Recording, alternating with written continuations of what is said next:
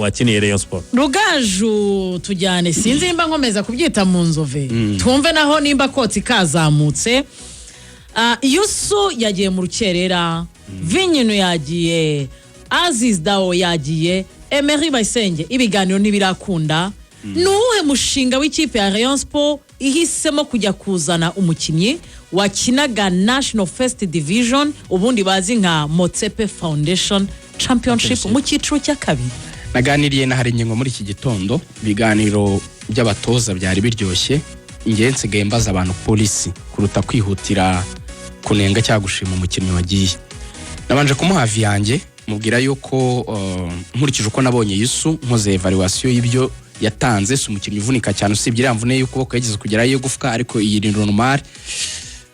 Nkurikije leadership tumubonana, discipline tumubonana, atari umukinnyi yagombaga kurekura. Harinyengo yambwiye ngo ibyo uvuga turabyemeranya, twagombaga kugumana Yusu, ariko Yusu Dianye twamubwiye ko agomba kuguma mu Rwanda kugera ku itariki 10 kugira ngo dukore ibiganiro nawe. Hanyuma tujya mu biganiro nawe. Ajawe ni umugabo wabazanye amukuye mu cyiciro cya kabiri muri Maroc, azana na bafolnganye bose, n'umugabo w'umunyarwanda wo muri Amerika, baramuzi umugabo muremure wirabura gutya. Yabasabye $30 by'amadolari. Rayon Sport ibabwira ko idafite ayo mafaranga. Yo ni 44 hafi. Rayon Sport ivuze ko idafite ayo mafaranga. Urumva habayemo gutuza ku ruhande rwa kampu y'umukinnyi kuko yumvaga bamukeneye no kurwa equipe. Rayon Sport ifata plan B kuko yumvaga ibyo bitari bakunde, itangira gushaka uyu kapiteni wa Chad ukina mu cyiciro cya kabiri muri Afrika y'Epfo. Uyu mukinnyi tumaze kugaruka Ibera amaze kuvuga, uyu musore Charles bamaze kumuganiriza, ibiganiro bamaze kubigeza ku musozo. Yusu Dianye abonye bongereye bakabange, abonye haguzwe umukinnyi wo mu Magaju, kandi ibiganiro by'uyu mukinnyi wo muri Afrika y'Epfo byari birangiye, nibwo yandikira ayibwira ko amafaranga aje yavuze ari menshi, ariko ashobora kuba we yaganira nabo bakayagabanya. Bari bamaze kwikomitinga, nta kindi bari gukora, ko bari bamaze kumvikana n'umukinnyi, bafata iyo shwa, bafata uwo mukinnyi wundi. So Harinyengo yemera ko muri ADN bashaka kubaka mu buryo bw'imikinire no muri identité cyangwa se imimerere y'abakinnyi bashaka afulingamo neza 100% Yusu Dianye. Ariko ikibazo cy'amafaranga yaciye kitabafavorizaga kumukipinga, bafashe option B, icyo kive mu nzira. Shimanga yambwiye ko adahuye n'uburyo bashaka gukina period. Turashaka gukina umupira wo hasi, aho duhera kuri gardien dupasanya, tugahaba defenseur tugasohora barigendera hasi. Abyo yumva pe. Shimanga n'umukinnyi udegaje, ibyo nibyo. Ibe. Nagabye nambaye costume y'umutoza, ndi kumwe na Haringingo. Yambwiye ati mukunda abakinnyi mu Rwanda b'amagange, b'amajeya, bibigango bijyagararo, ariko nimwumva coaching icyari cyo. Niba degaje nshaka ko dukinira hasi, ntiyahuza n'imikinire yacu. Anatinya kubi. Ubwo rero mu byukuri nicyo ngicyo gitume batanduka, nta n'ikindi. So ngo yarabahenze mu mafaranga, ni decision ya Haringingo. Nagwa mu mikinire yanjye, ibyo nagende turazana ugwa mu mikinire yanjye. Ariko n'umukinnyi wa Dani Chimanga. Kuri Chimanga akantu kamwe riga nk'uganira wigendera. Uzi ko bura kuri match ya derby murabyoka ko Chimanga abanjanyijemo na Yusu. Uzi ko Yusu nka kapiteni yifesingiye abatoza, abasaba ko yabanzanyamo na Emery. Ntitwatinde kwigira imbere.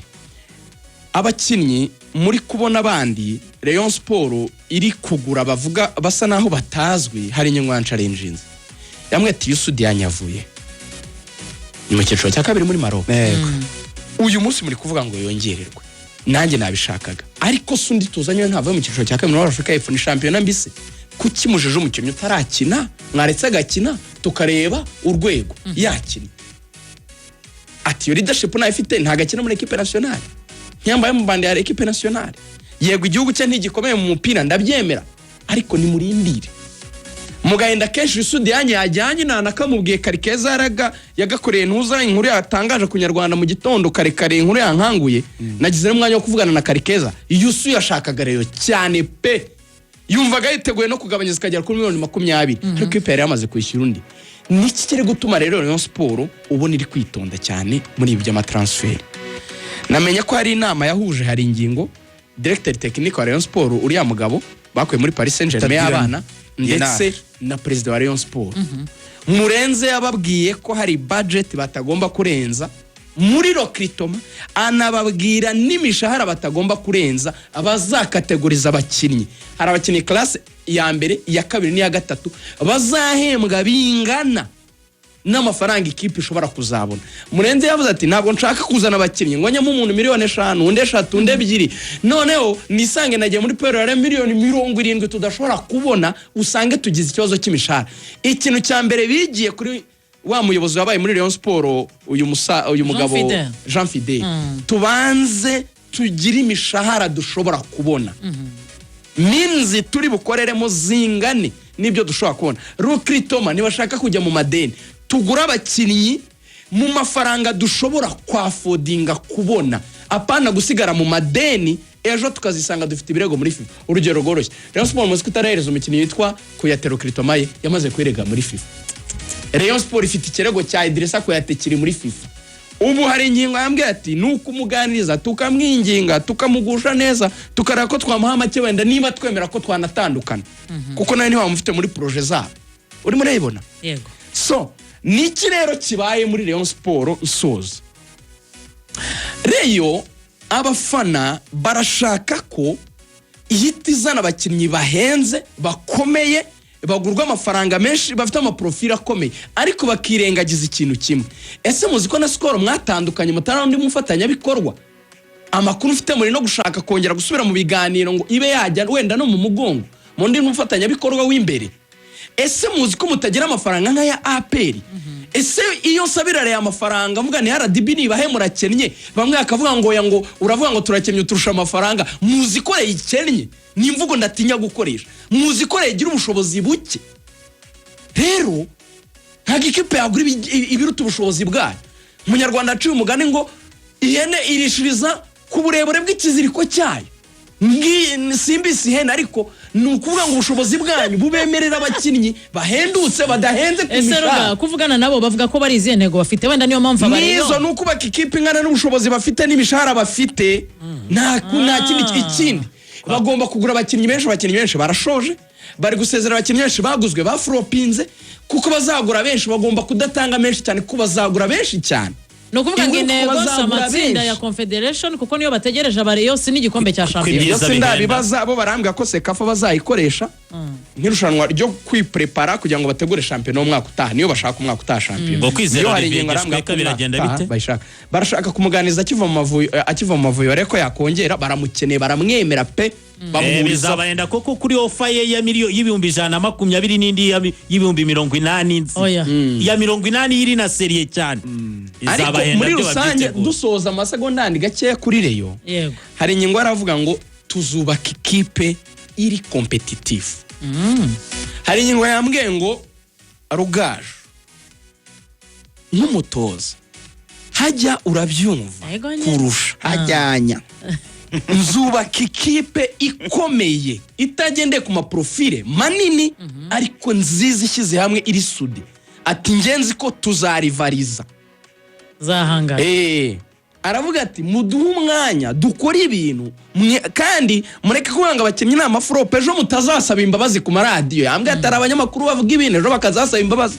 Ati ndakugira inama nk'umuntu abaye umutoza ejo utazajya usaba imbabazi. Ariko nabari gura accordingly kuko yagarutse muri Sekafa Kagame Cup na minsi ifite Rio Day, ibyo byose niyo mpamvu mu minsi ishize nari haraje kuryama 3 z'ijoro, ariko byahindutse kuko Rayon Sport iraduteguza 3 n'igice, 4 z'ijoro, 3 n'igice bahita baduhereza umukinnyi mushya mu ikipe ya Rayon Sport. Baduhereza Charles Tuplau n'umunya Chad, uyu mukinnyi uvuye mu ikipe ya Karlsruhe Stars ala muri South Africa mu cyiciro cya kabiri. Ngenda garuka ku by'imibare ibindi baragenda bigaruka abavandimwe. Uyu mugabo ekipe yakiniraga mu mikino 35 ekipe yakinnye, uyu mugabo yabanjemo imikino 5, 12 yazaga kuri bench, indi mikino 18 ntabwo yari ari kuri fedo match.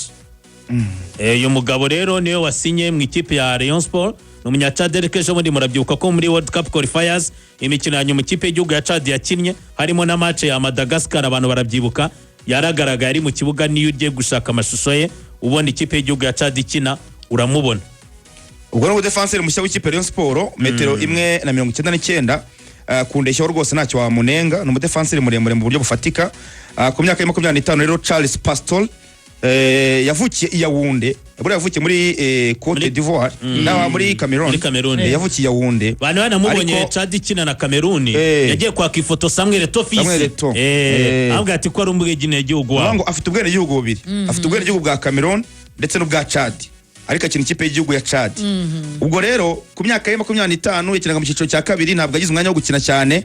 Uyu ntekereza ko nta bintu byinshi cyane byo kumuvugaho, ni ugutegereza tukareba uko wenda mu kibuga bizaba bihagaze, kuko iyo urebye nta mikino myinshi ubona yakinnye. Hahandi ureba ngo se umudefenseri uburyo bwo guhagarara mu kibuga, ayo matakare yakora gute, marikage yakora gute, timing yo kuri bari ihagaze gute, nta byinshi umuntu amubonaho.